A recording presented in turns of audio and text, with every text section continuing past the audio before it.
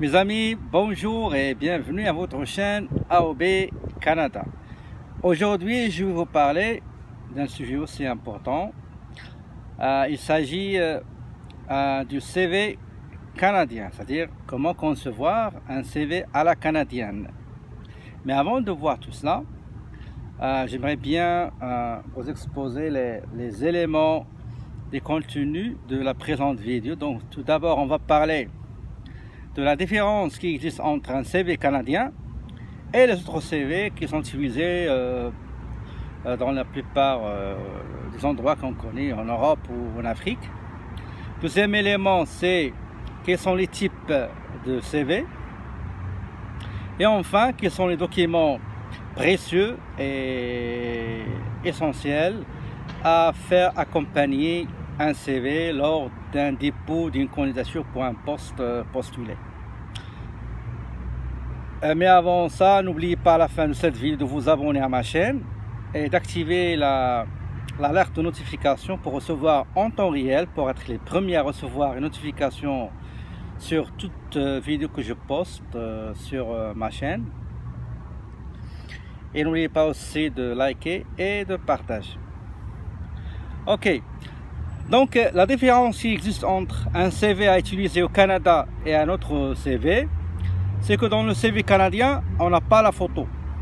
Dans un CV algérien, tunisien, marocain, bref, africain ou dans la majorité des pays européens, on met la photo. Ici au Canada, on ne met pas de photo, il n'y a pas de photo. Il n'y a pas aussi la date de naissance et l'âge. Dans le CV canadien, on ne met pas ni la date de naissance, ni l'âge de la candidate ou du candidat, contrairement à ce qui existe ailleurs. Dans un CV canadien, on ne mentionne pas l'état civil ou le statut marital, c'est-à-dire marié, célibataire, divorcé, conjoint de fait. Non, dans le CV à la canadienne, ça n'existe pas.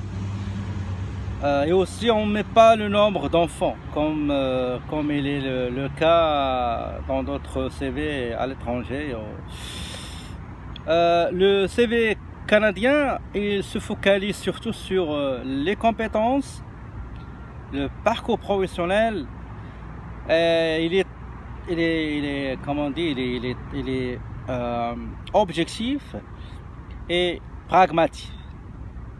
Alors que le CV utilisé ailleurs, comme au Maroc ou dans d'autres pays africains et certains pays européens, il y a beaucoup de détails, il y a beaucoup de trucs personnels, donc il est presque subjectif. Ça, c'est la différence entre le CV canadien et autres CV. Maintenant, quels sont les types du CV canadien? D'ailleurs, ailleurs aussi, on peut trouver ces trois types. Il y en a trois. Il y a le CV fonctionnel, le CV chronologique et enfin le CV mixte. Pour le CV fonctionnel, c'est un CV qui met l'accent uniquement sur les compétences. Ça veut dire que c'est un CV qui parle uniquement des aptitudes que vous avez acquises. Il est hautement conseillé dans le cas où vous n'avez pas une grande expérience. Donc son objectif principal, c'est mettre en valeur les aptitudes que vous avez acquises durant quelques emplois ou quelques stages ou bien quelques actions de bénévolat s'il y en a. Le deuxième type de CV, c'est le CV chronologique. Ce CV-là, il met l'accent plus sur les compétences, sur l'expérience de travail. Il consiste aussi à faire ressortir trois choses: les postes que vous avez occupés, les responsabilités que vous avez assumées et enfin les réalisations que vous avez effectuées. Le dernier type de CV, c'est le CV mixte, celui qui combine les deux CV qu'on avait précédemment. Et son objectif aussi, c'est de montrer, c'est d'exposer aussi bien le parcours professionnel que les compétences, les aptitudes et les qualifications professionnelles. Dernier point que j'aimerais bien évoquer en fin de cette vidéo, c'est quels sont les documents essentiels qui vont étayer et qui vont accompagner le CV lors d'un dépôt d'une candidature pour un poste quelconque. Le premier document, c'est une lettre.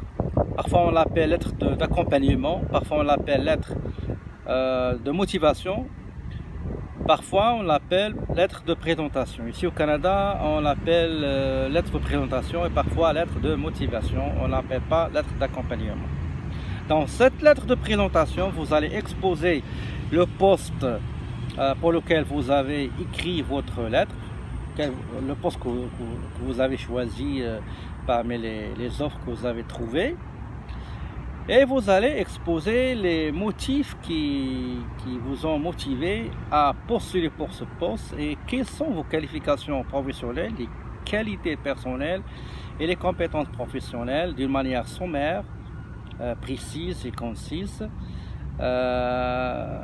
qui vont séduire et attirer l'attention du recruteur. Et enfin, vous allez solliciter un rendez-vous pour présenter avec plus de détails tout ce qui est dans le CV. Donc ça, c'est le premier document qui est la lettre de motivation ou lettre de présentation. Le deuxième document, c'est la lettre de recommandation. Une lettre de recommandation, c'est une lettre qui est écrite par une personne avec qui vous aviez une relation de travail, relation commerciale, d'affaires ou autre. Par exemple, lettre de recommandation qui sera écrite, rédigée par votre supérieur, par un cadre dans votre travail, un collègue, par un des clients, un ou plusieurs clients, par un client ou plusieurs clients, par un fournisseur, plusieurs fournisseurs, par un enseignant aussi,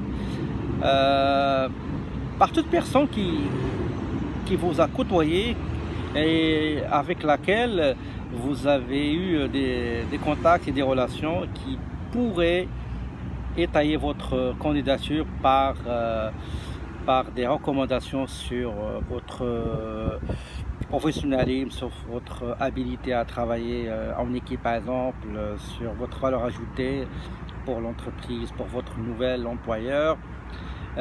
Aussi votre aptitude relationnelle, communicationnelle, etc. Bref, il va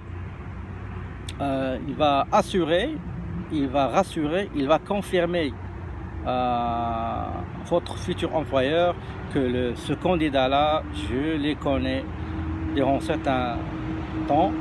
Et voilà ces qualités louables et ces qualifications qui pourraient être très bénéfiques pour votre entreprise. Ça, c'est ce qu'on appelle la lettre de recommandation et c'est préférable qu'il soit faite par des gens ici au Canada parce que la majorité des entreprises canadiennes ne donnent pas de valeur pour les documents qui viennent de l'extérieur, les lettres de recommandation qui viennent de l'extérieur, l'expérience qui vient de l'extérieur, non. Ils cherchent toujours des candidats qui ont la formation canadienne, l'expérience canadienne, des lettres de référence et de recommandation canadiennes. Ainsi, on va arriver au troisième et dernier document essentiel à accompagner votre CV, c'est la liste des contacts ou bien la liste des références. Qu'est-ce que ça veut dire la liste des contacts? C'est un tableau que vous allez dresser. La première colonne, vous allez mettre par exemple contact, nom et prénom. La deuxième colonne, vous allez mettre position ou titre ou nature, par exemple enseignant, fournisseur, client, collègue de travail, enseignant, directeur, responsable, superviseur, responsable hiérarchique, etc. Dans la troisième colonne, vous allez mettre le téléphone, c'est préférable le portable. Et je crois dans la dernière colonne, vous allez mettre leur courriel. Ici au Canada, français, sur au Québec, on dit pour les mails, on dit courriel. D'accord? Donc, nous avons le nom et le prénom, le titre, ou bien la nature, etc. L'entreprise aussi, j'ai oublié, colon pour l'entreprise, le nom de l'entreprise dans laquelle le contact travaille, ou bien il a une relation avec quelle entreprise, dans quel cadre. Et donc on a dit le nom, l'entreprise, sa position, le numéro de téléphone portable et enfin l'email ou le courriel. Donc ces trois éléments, ces trois documents qui sont la lettre de recommandation, liste des contacts et la lettre de motivation ou de présentation sont trois éléments. Au moins il faut envoyer un CV avec 2 de ces 3 documents. Dans les prochaines vidéos, je vais essayer de faire dans chaque vidéo un CV pour un métier bien spécifique. Par exemple, je vais mettre CV pour un comptable, un CV canadien bien sûr, un CV pour quelqu'un qui travaille dans dans les nouvelles technologies, un CV pour les gens de l'administration, les gens, bref, donc je vais essayer de personnaliser chaque CV avec un métier.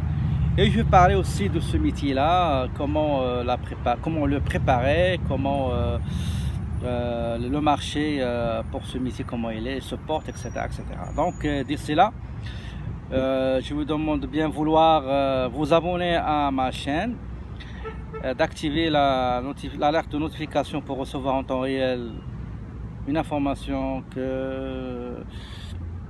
qu'une vidéo a été postée dans ma chaîne. Et n'oubliez pas aussi de partager et de liker. D'ici là, je vous souhaite très belle journée et je vous dis, mes amis, à la prochaine.